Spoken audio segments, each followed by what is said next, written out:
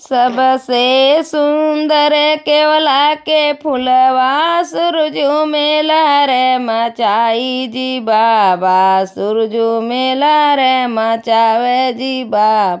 इतनी सुंदर दुल्हा के दीदी महलों में धूम मचावे जी बाबा, महलों में धूम मचावे जी बाबा।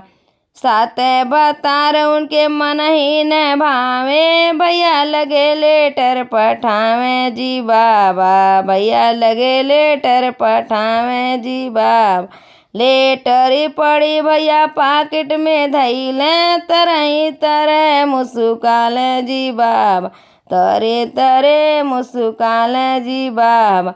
सबसे सुंदर केवला के फूलवा सूरजो में लहर मचावे जी बाबा, सूरजो में लहर मचावे जी बाबा।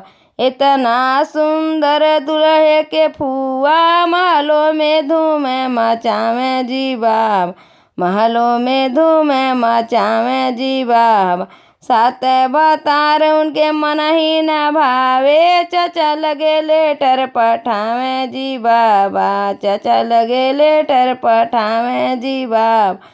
लेटर ही पड़े चाचा पाकिट में धैले, नीचे नीचे मुस्काल जी बाबा, नीचे नीचे मुस्काल जी बाबा।